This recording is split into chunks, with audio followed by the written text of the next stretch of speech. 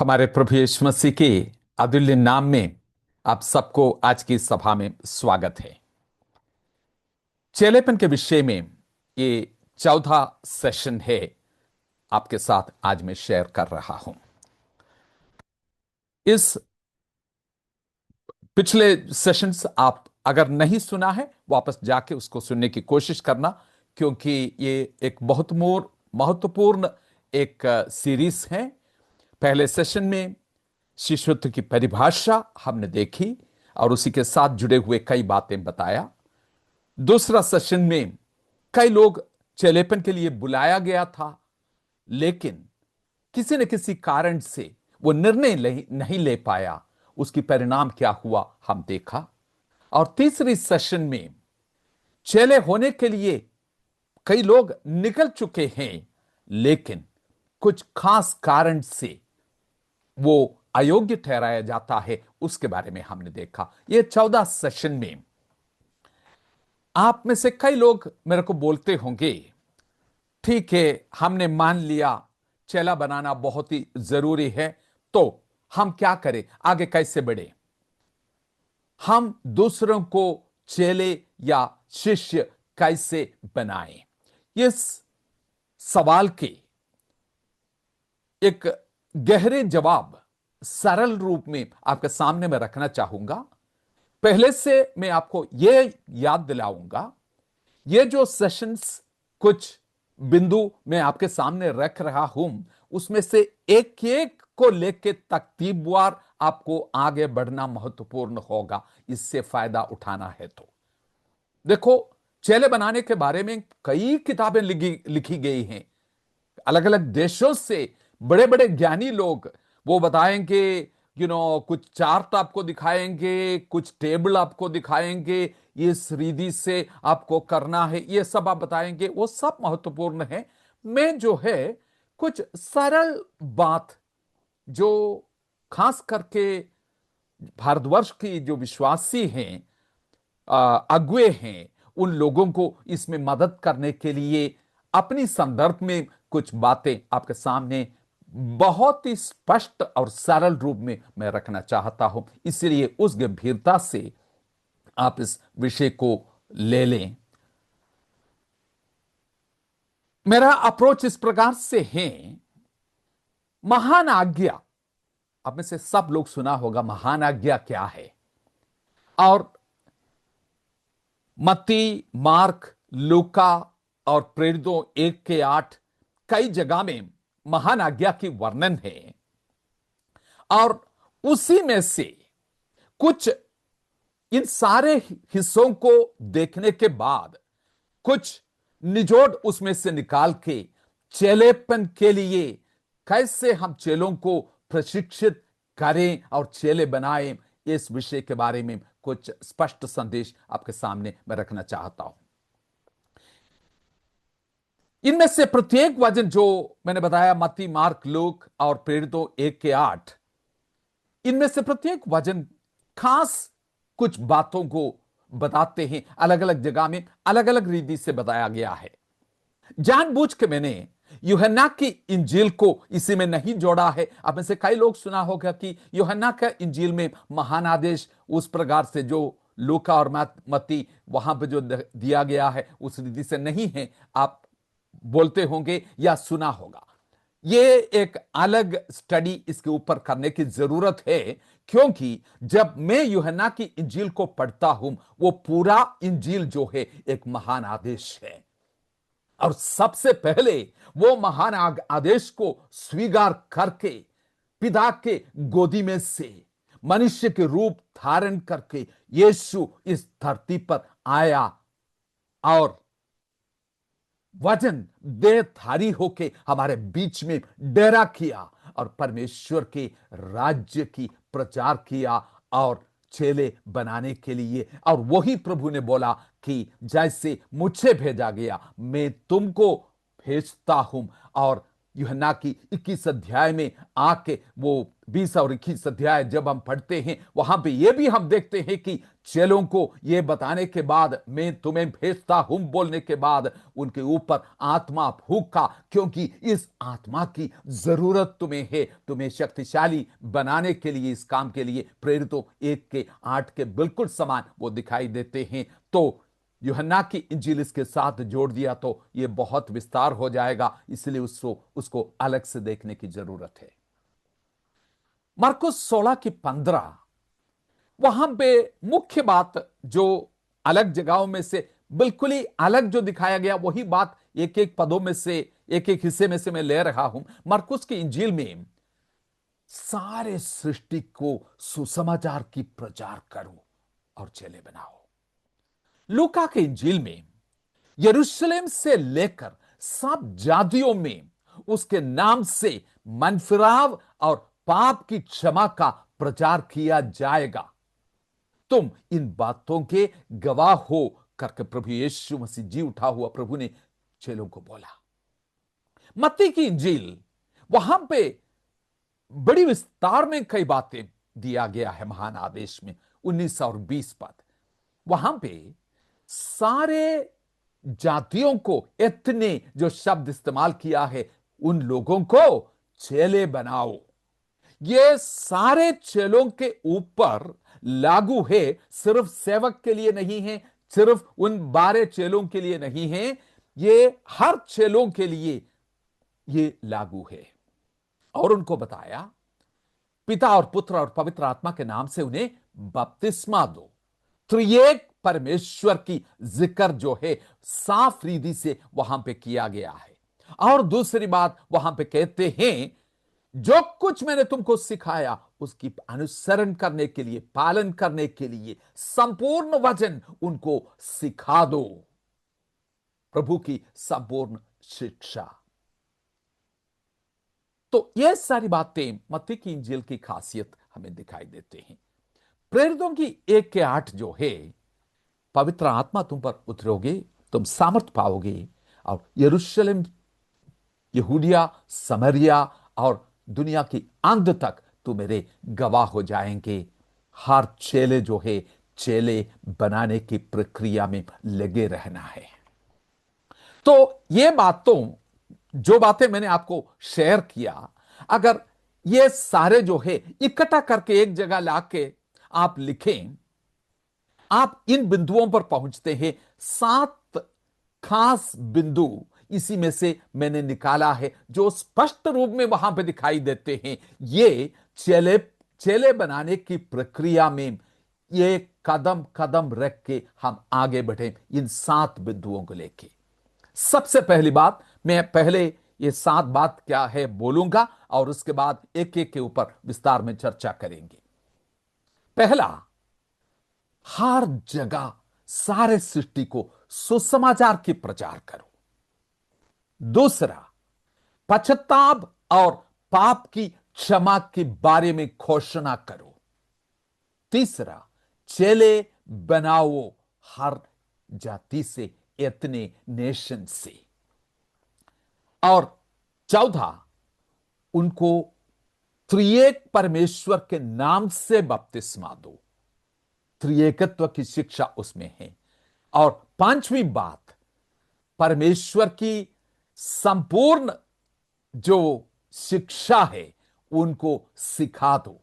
उसमें कई बातें आते हैं, बाद में हम देखेंगे विस्तार में। छठवीं बात, यरूशलेम में गवाही शुरू करना, अपनी नजदीकी की लोकेशन में। ये जो है चेलेपन में बढ़ोतरी को दर्शाते हैं। और सातवीं बात, हर चेले जो है क्या बनाना है? चेले बनाना है। औरों को प्रभु के पास लाने वाली या जन्म देने वाली मसीही जीवन, रिप्रोड्यूसिंग क्रिश्चियन लाइफ, जब तक ये काम पूरी हो जाए। ये जो है आत्मिक परिपक्वता को दर्शाते हैं। चेले के जीवन में स्वामी के आदेश को पूरा करने के लिए एक बड़ी समर्पण को वहां पर दिखाई देते हैं। इनमें से एक एक जल्दी से जल्दी हम देखेंगे। समय निकाल के मेरे प्रियो प्लीज इस वचन को एक बार नहीं कई बार सुने, अपने नोटबुक साथ रख के जो आप सुन रहे हैं पॉज करके कुछ लिख ले प्लीज। पहला कदम आपके सामने मैं पेश करूंगा। सारे सृष्टि के लोगों को सुसमाचार का प्रचार करो। चेलेपन की सबसे पहली कदम यह है कि जो इच्छुक होके आते हैं सुसमाचार उन्हें सुनने की जरूरत है। सुनिश्चित करें कि लोग जो आए हैं सही सुसमाचार उन्होंने सुना है, यह निश्चित सुनिश्चित करें। यह सुसमाचार का प्रचार में क्या क्या शामिल है? सुसमाचार का प्रचार करने के मतलब उसमें कई चीजें शामिल है। थोड़ा सा मैं आपके सामने रखूंगा। सबसे पहले मूल पाप की समझ उनको होना चाहिए। क्या है मूल पाप क्या है? रोमियो 5 की 12 से लेके जो हिस्सा है उनके साथ आप शेयर करके उसी में से यह बात को निकालना। आदम से उत्पन्न हुआ प्रत्येक मनुष्य पाप में जन्म लेता है। आपने पाप किया इसलिए पापी नहीं है। कोई बोलेंगे मैंने कोई अपराध नहीं किया, मैंने किसी को मारा नहीं, मैंने किसी का चोरी नहीं किया, इसलिए मेरे ऊपर यह लागू नहीं है। वचन कहते हैं कि आदम से उत्पन्न हुआ प्रत्येक, आदम से जन्मा प्रत्येक मनुष्य पाप में जन्मा है। यह है मूल पाप तुम्हारे अंदर है। सबने पाप किया और परमेश्वर की महिमा से रहित हो गया। इसलिए एक उद्धारकर्ता की आवश्यकता है सबके लिए, क्योंकि सबने पाप किया है। यह मूल पाप तुम्हारे अंदर है। हमारे पापों की खातिर, हमारे बदले, द सब्स्टिट्यूशनरी डेथ ऑफ क्राइस्ट, हमारे बदले, हमारे पापों के खातिर यीशु मसीह हमारे लिए मृत्यु का दंड सहा उसकी दाम चुकाने के लिए, और वो मृतकों में से जी उठा। और जो विश्वास करते हैं उनको पाप क्षमा मिलती है। यह बात उनको सिखाना। पापी है, उद्धारकर्ता की आवश्यकता है, उद्धार का काम कैसे हुआ है, यह सब सुसमाचार में आते हैं। प्रभु की धार्मिकता उन्होंने हमें दिया। रोमियो 5 की 19 और दूसरा कुरिन्थियों 5 की 21 इस संदर्भ में आप पढ़ के देख सकते हैं। रोमियो 5 की 19 कहते हैं कि एक की अनादा या आदम की अनाज्ञाकारिता के कारण से सब पापी हो गया, तो एक ही व्यक्ति यीशु मसीह की आज्ञाकारिता के कारण से सब धर्मी बन सकते हैं। यीशु परमेश्वर की देहधारी पुत्र, क्रूस पर उसकी मृत्यु का मतलब, उसका अर्थ क्या है? उसका देहधारी होके इसकी होने के मतलब क्या है? क्यों आवश्यकता पड़ी यह बताना है। मृत्यु का अर्थ क्या है? यीशु मरा इसलिए मुझे क्या मिला, क्या हासिल हुआ? यह सब शुरुआत ही से स्पष्ट रूप से सिखाना चाहिए। मेरे दिल की बोझ शायद आप समझ पाएंगे। मेरे प्रियो, वचन सुनने के द्वारा विश्वास आते हैं। रोमियो 10 की 9 और 10, अपने हृदय में विश्वास करो कि यीशु प्रभु है और अपने मुंह से अंगीकार करो कि पिता ने उसे मृतकों में से जिलाया, तब तुम उद्धार पाओगे। जब हम कहते हैं कि मृतकों में से यीशु को जिलाया, हम उसके साथ साथ ये बातें बोल रहे हैं कि वो मारा गया, मनुष्य के रूप में आया, इस संसार में निष्पाप जीवन जिया, वो मारा गया, गांठा गया, तीसरा दिन मृतकों में से जी उठा। ये क्यों इसके ऊपर मैं जोर दे रहा हूं? आप बोलेंगे कि ये तो सब लोग जानते। नहीं नहीं, सब लोग नहीं जानते हैं। ज्यादातर लोग हमारे संदर्भ में प्रभु में इसलिए इस कारण से आते हैं या इस वजह से आते हैं, उसको कुछ चंगाई मिला है, कुछ आर्थिक लाभ मिला है, तो वो इस रीति से प्रभु यीशु मसीह को जानते हैं, चंगाई देने वाला, चमत्कार करने वाला। मेरे प्रियो, यही मूलभूत कारण है कि हमारे पास धर्मांतरित लोगों की बहुत बड़ी संख्या है, लेकिन चेलों की संख्या कम है। चेले बहुत कम है। क्यों ऐसे है? क्योंकि उन्होंने सुसमाचार तो सुना ही नहीं। इन सभाओं में सुसमाचार सुनते ही नहीं है। मैं सवाल पूछना चाहता हूं, क्या क्रूस पर मारा गया मसीह के बारे में आप प्रचार करते हैं? आपके विश्वासी को सुसमाचार की सही समझ है? इस सवाल के जवाब आपको कैसे मिलेंगे? तभी मिलेगा, पूछ लो उनको। छोटी सी बात है ना। विश्वासी को एक एक करके अलग अलग संदर्भ में बुला कर पूछ लो कि आपके समझ में सुसमाचार क्या है। उनको पूछ लो, उनकी उत्तर देख के आप ताजुब हो जाएंगे। 10 साल से ये कलीसिया में आ रहे हैं, अभी भी सुसमाचार क्या है इनको पता नहीं है। प्रभु यीशु मसीह में और उनकी क्रूस पर किया हुआ काम की आधार पर एक व्यक्ति नए जन्म पाते हैं।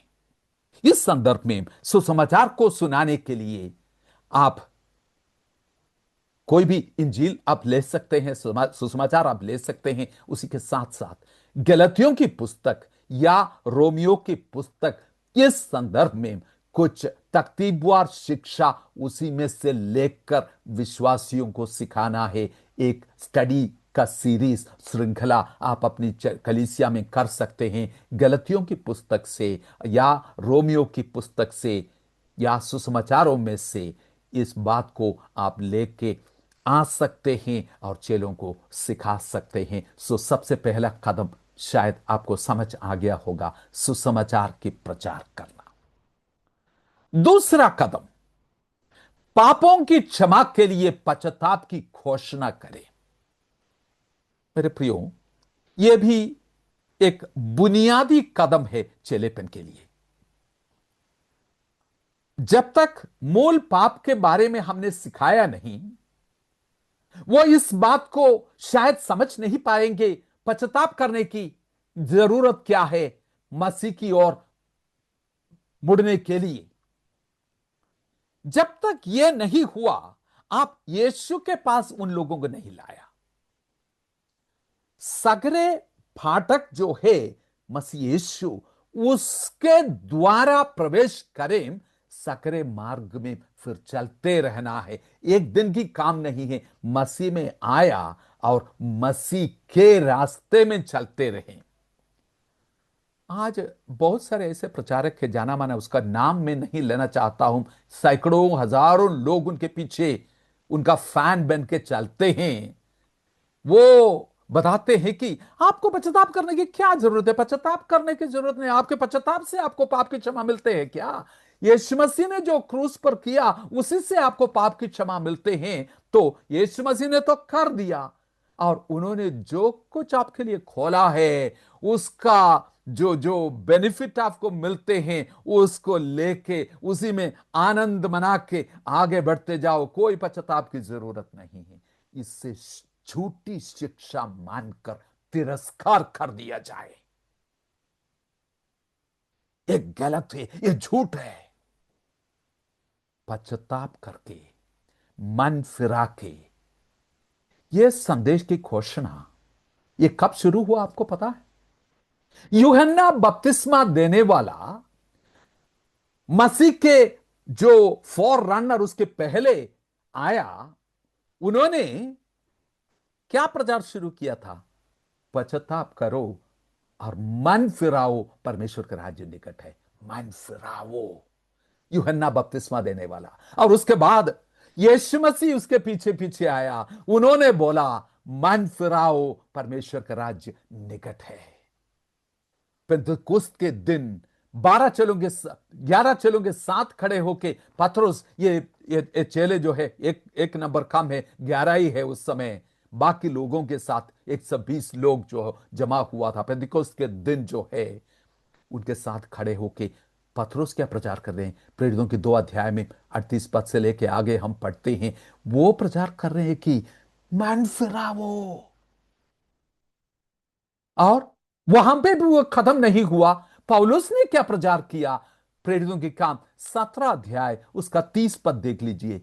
परमेश्वर अब मनुष्यों को ये घोषित कर रहा है कि हर जगह सभी लोग पश्चाताप करना चाहिए, फुल स्टॉप। हर जगह सभी लोग पश्चाताप करना चाहिए जीवते परमेश्वर के पास आने के लिए। यह कब बदला? यूहन्ना, यीशु मसीह के चेला, पहला यूहन्ना 1 अध्याय के 9 पद में भी कहते हैं कि तुम अपने पापों को अंगीकार करके उसके सामने पश्चाताप करें, वो मेरे पापों को क्षमा करने के लिए विश्वास योग्य और सामर्थी है। मेरे प्रियो, चेले जो है एक सच्ची उद्धार की अनुभव से अपने जीवन को शुरुआत करना है। जब तक एक व्यक्ति पश्चाताप करके पापों से मन फिरा के यीशु के पास नहीं आया, वो उद्धार पाए हुए नहीं है। मुझे डर है कि बहुत सारे लोग, अधिकांश लोग जो कलीसिया में आते रहते हैं, उनमें से अधिकांश लोग जो है उनको उद्धार की सही शिक्षा और अनुभव नहीं है। लोग बोलेंगे, देखो ये एक परिवार है, पहले जुड़ो और फिर विश्वास करो। यह बाइबल की शिक्षा नहीं है। बिलोंग एंड देन बिलीव, यह बाइबल की शिक्षा नहीं है मेरे प्रियो। सुनने में अच्छा तो लगता है, लेकिन यह बाइबल की शिक्षा नहीं है। बाइबल कहते हैं प्रेरितों 2:47 में, उद्धार पाए हुओं को प्रभु कलीसिया में जोड़ते रहा। किसको जोड़ते रहा? उद्धार पाए हुओं को जोड़ते रहा। जुड़े हुओं को फिर उद्धार के बारे में बताना नहीं है, जोड़ते रहा। तो यह दूसरा कदम है, पश्चाताप करके मन फिरा के आने की शिक्षा उनको देना है।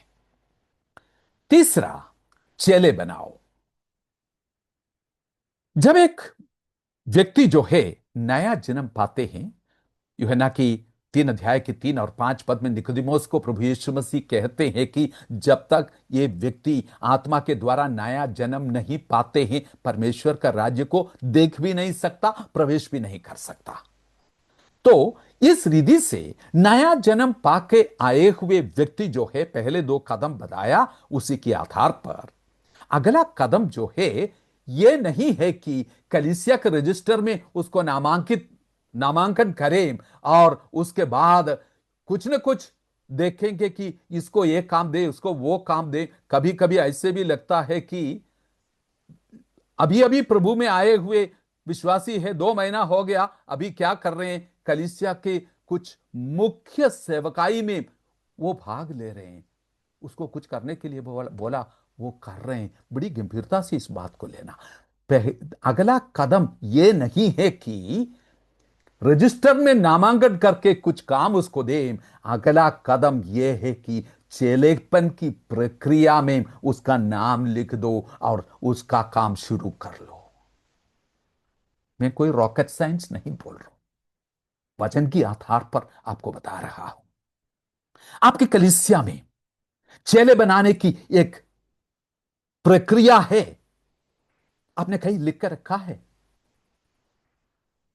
मिलके आपने निर्णय लिया है कि कलीसिया के अगुओं के रूप में हमें यह करना है?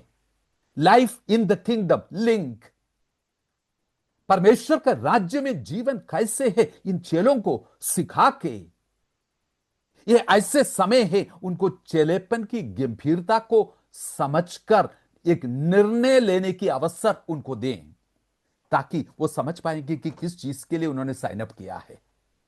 चेले जो है सिर्फ पीछे पीछे चलने वाले नहीं हैं। जैसे जैसे मसीह के पीछे वो चलते हैं, प्रतिदिन जो है मसीह को वो अनुकरण करते हैं और दूसरों के लिए एक नमूना बन जाते हैं। अनुसरण, अनुकरण और नमूना, इस प्रक्रिया में उनको शामिल कराना है अगला कदम। चौथी बात, बप्टाइजिंग दम, उनको बपतिस्मा दो। मरकुस और मत्ती इसके बारे में बताते हैं, लेकिन मत्ती जो है काफी विस्तार में इसके बारे में बताते हैं। बपतिस्मा के संदर्भ में मत्ती साफ कहते हैं कि यह बपतिस्मा हो पिता, पुत्र और पवित्र आत्मा के नाम में बपतिस्मा देना है। पिता और पुत्र और पवित्र आत्मा के नाम, त्रिएक परमेश्वर, त्रिएकत्व, ट्रिनिटी जो है, इसके बारे में बपतिस्मा लेने वाले विश्वासी को इसके बारे में सही जानकारी होना जरूरी है। बपतिस्मा पाए हुए एक विश्वासी अगर त्रिएकत्व, जो ट्रिनिटी बोलते हैं, इसके बारे में उसको जानकारी नहीं है तो कुछ न कुछ छूट गया है मेरे प्रियो।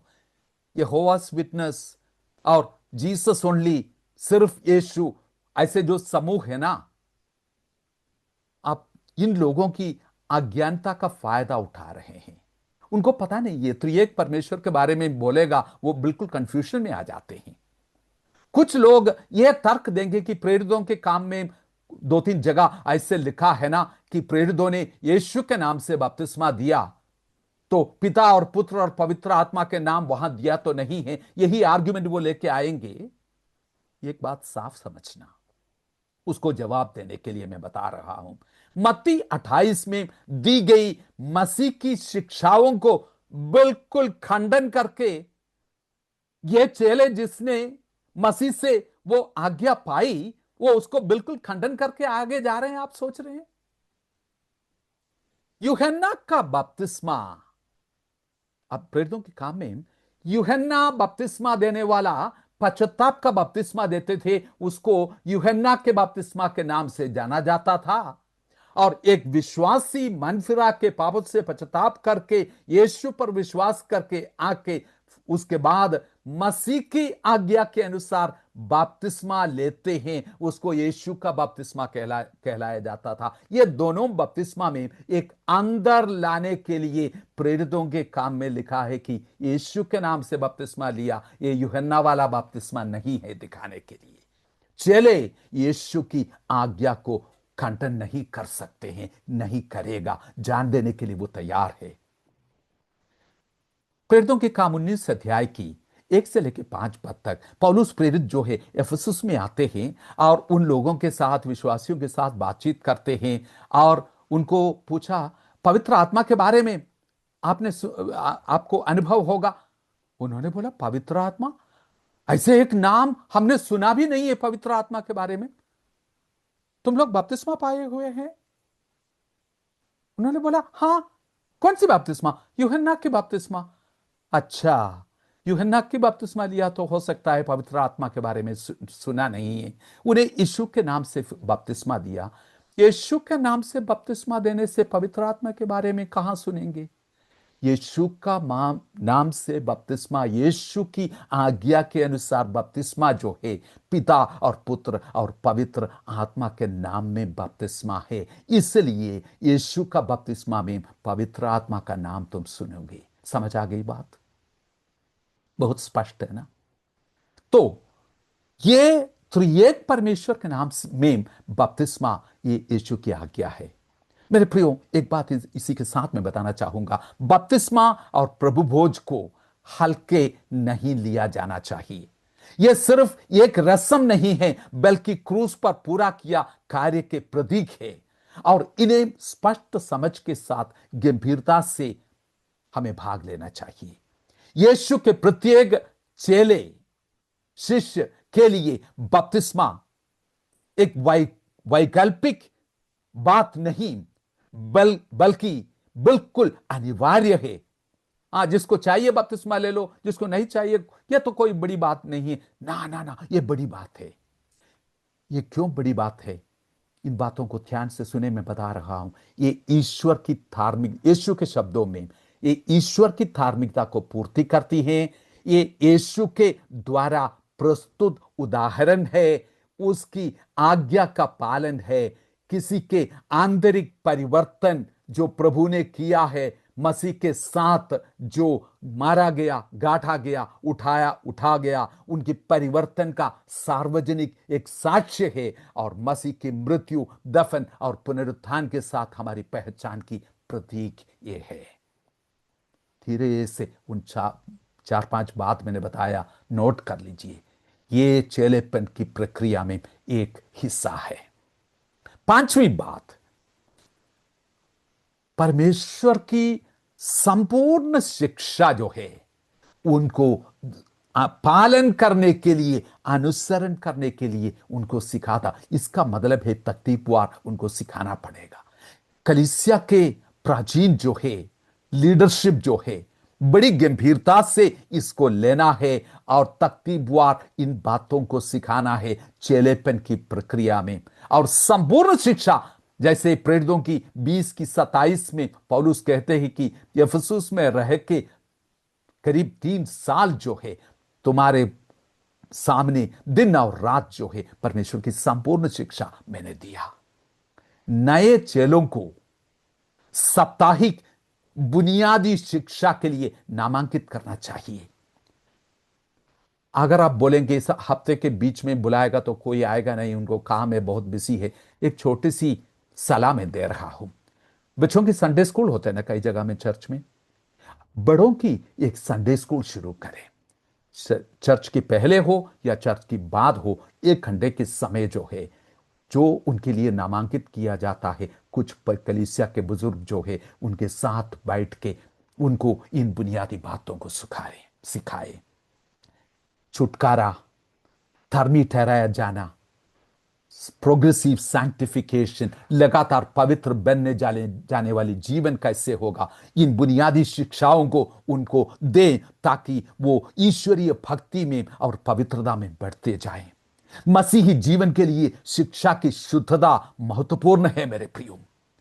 उनकी आत्मिक निर्माण के लिए हम अनुशासित रूप से यत्न करें। आत्मिक अनुशासन उनके सिखाएं, जैसे प्रार्थना है, परमेश्वर के वचन पर मनन है, परमेश्वर की उपस्थिति में एकाकीपन में समय बिता के प्रभु की उपस्थिति में उनकी वचन को स्वीकारना है और परमेश्वर की आवाज उन वचनों के द्वारा हमें सुनना है। व्यक्तिगत आत्मिक निर्माण उनको एक रूप देने वाला प्रक्रिया है जिसमें वो ईश्वरीय चरित्र में और गहराई में जाने वाला एक अंदरूनी जीवन उनके अंदर होना चाहिए। इसको नजरअंदाज न करें।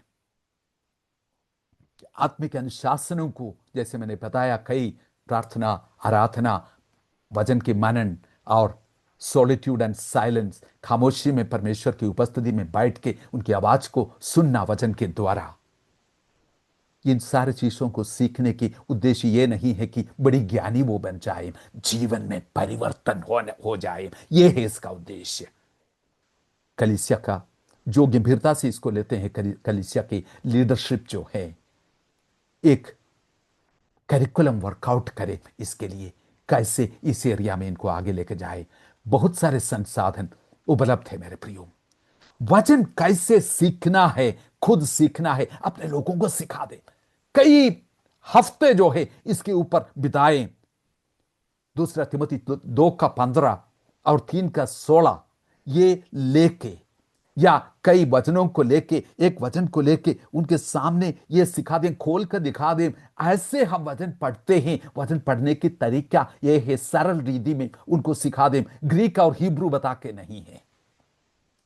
सीखना, समझना, सुधारना और धार्मिकता में बढ़ते जाने के लिए शिक्षा देना, एस से शुरू होते हैं ना, सीखना, समझना, सुधारना, शिक्षा देना। ये जो है मसीह की चरित्र में बढ़ने के लिए मदद करेगा। मसीह की समानता में बढ़ना ही चेलेपन का लक्ष्य है। 6वीं बात, गवाह बनना, यरूशलेम में शुरू करना। एक नया विश्वासी का सरल और आधिकारिक गवाही महत्वपूर्ण और शक्तिशाली है। यह गवाही जो है ये उससे बढ़कर हो। एक बात मुझे याद आ रही है, यूहन्ना 9 अध्याय में जो जन्म से अंधा था वो व्यक्ति को यीशु ने ठीक किया था ना, जब कई लोग आके उन्हें एक धार्मिक विवाद में घसीटा गया और उन्होंने सच कहा। उन्होंने बोला कि आप लोगों के सारे सवाल के लिए मेरे पास जवाब तो नहीं है, लेकिन एक चीज मैं जानता हूं, मैं अंधा था, अब मैं देखता हूं, इतना मैं जानता हूं।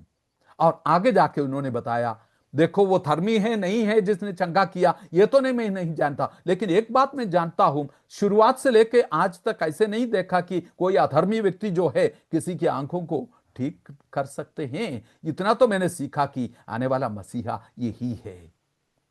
शिष्यों को अपने व्यक्तिगत जीवन में सुसमाचार की परिवर्तनकारी शक्ति का साक्ष्य देने के लिए प्रोत्साहित करना मेरे प्रियो। सिर्फ यह नहीं बोलने के लिए मेरा सिरदर्द ठीक हो गया था इसलिए मैं विश्वास नहीं, कुछ आधिकारिक चीजें, परिवर्तनकारी साक्ष्य, जो परमेश्वर का कार्य तुम्हारे जीवन में हुआ है इसकी गवाही दे, यह शक्तिशाली साक्ष्य होगा। मूर्खतापूर्ण कोई बहस में न पड़े। जो नहीं जानते हैं सीधे बोले, मैं इसको नहीं जानता, मैं अपनी कलीसिया के प्राचीन जो है उनसे बात करके तुम्हारे पास वापस आ जाऊंगा, नहीं तो मैं तुमको उनके पास ले जाऊंगा, तुम्हारे सवाल के जवाब जरूर उनके पास है। यदि वे अपनी चेलेपन की, शिष्यता की यात्रा के आरंभिक चरणों में गवाही नहीं देते हैं तो यह बहुत कम संभावना है कि वे बाद में गवाही देंगे। सुन लिया ना, ये नहीं कि 15 साल से विश्वासी है अभी तक गवाही नहीं दिया। आरंभिक काल में छोटी छोटी गवाही, जिस जो तुमने अनुभव किया है, प्रभु ने जो तुम्हारे जीवन में किया है उसकी गवाही दे। सातवीं और आखिरी बात, हर चेले जो है जन्म देने वाली एक मसीही होना चाहिए, चेले बनाने वाले। जब तक ये दुनिया की अंत तक पहुंचे तब परमेश्वर की राज्य की संपूर्ण विस्तार इसी से होगा। ये चेले की परिपक्वता को दर्शाते हैं। महान आज्ञा सब लोगों के ऊपर, सब चेलों के ऊपर, सब विश्वासी के ऊपर लागू है। ये बोलकर बैठे ना रहें कि वो मेरा इससे कोई बुलाहट नहीं है, बुलाहट पहले से दे चुका है इसलिए इंतजार ना करो। बुलाहट आने वाला है सोच के, महान आज्ञा में बुलाहट दे चुका है। हां, मैं इस चीज को मानता हूं कि सब लोग प्रचारक नहीं हैं, लेकिन प्रभु के हर बच्चे को एक भूमिका निभानी होती है। गवाही देने में, प्रार्थना करने में, उत्साह देने में, अपनी आर्थिक संपत्ति जो है उसी से देने में।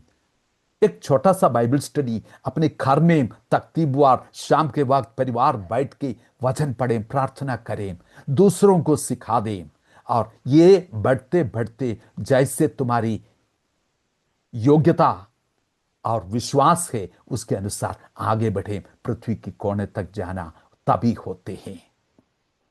परमेश्वर के साथ तुम्हारे जीवन की घनिष्ठता सेवकाई की कुंजी है, उसी से बहता हुआ सेवकाई होने पाए।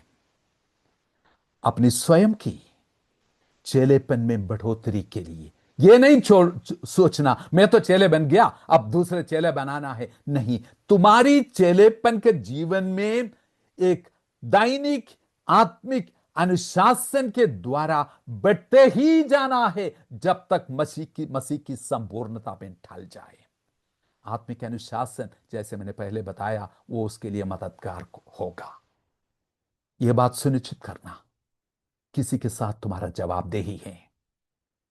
परमेश्वर की आत्मा के द्वारा इस कार्य को परमेश्वर की अनुग्रह के अनुसार पवित्रता में बढ़ते जाते हुए इस बात को करना। बहुत सारे लोग हैं बिना जवाबदेही की अपने जीवन जीते हैं, कोई उनके जीवन में नहीं है जिससे वो अपने जीवन के अनुभव को खुला बताते हैं। एक मसीही समाज की एक इंटीग्रल पार्ट बन के रहे। संगति और प्रभु के दिन की उपेक्षा मत करो जैसा कि बहुत लोग करते हैं। मसीह की आगमन की बाढ़ जोते हुए प्रतिदिन अपने जीवन को जिए मेरे प्रियो। मैं हर चर्च की एल्डर से बड़ी विनम्रता से आग्रह करता हूं, इस सरल अध्ययन को गंभीरता से ले मेरे प्रियो, और अपने लोगों को तैयार करें, कदम कदम रख के आगे बढ़ें और अपने लोगों को शिष्यों के रूप में तैयार करें। ये आपका बड़ी जिम्मेवारी है और ये बहुत फायदेमंद है मेरे प्रियो। इस सभा को, इस संदेश को एक बार नहीं, कई बार प्लीज आप सुने। प्रभु आपके दिल में बातचीत करने पाए और कलीसिया के रूप में कुछ कदम आप उठाने पाए इस विषय में। यही मेरा प्रार्थना है। प्रभु पिताजी, आपके सामर्थ्य हाथ में अपने प्रियजन को देते हैं जो इस संदेश को सुनते हैं, चाहे विश्वासी हो या चाहे चरवाहे हो, लीडरशिप हो, कलीसिया की अगुवे हो। प्रभु जी, प्रार्थना करते हैं कोई भी व्यक्ति ये सुनते हैं, इसको सुनने के बाद ऐसे न जाने ना पाए प्रभु, उनके दिल में छुपने पाए, प्रभु मुझसे कुछ बात कर रहे हैं, मैंने बहुत दिन बर्बाद किया।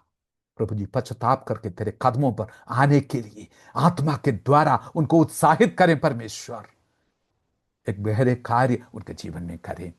पिता और पुत्र और पवित्र आत्मा के नाम से मैं इन्हें आशीष देता हूं। चेले बनाने वाले चेले आप इनको बना दें, तेरे वचन की अनुसार चलने वाले चेले आप इनको बना बना दें परमेश्वर। तेरी आने की बाट जोते हुए हर दिन जीने के लिए आप इनको उत्साह दें। आदर महिमा आपको देते हुए ये सब कुछ मांगते हैं हमारे उद्धारकर्ता और जीवित परमेश्वर प्रभु यीशु मसीह के नाम से सुनव दया से ग्रहण कीजिए। आमीन, आमीन। God bless you. इस संदेश को जरूर दोबारा और तीसरी बार सुनना है तो सुन लीजिए, नोट्स लिख दीजिए, कुछ कदम उठा लीजिए। प्रभु आपको बहुत आयत से आशीष दे।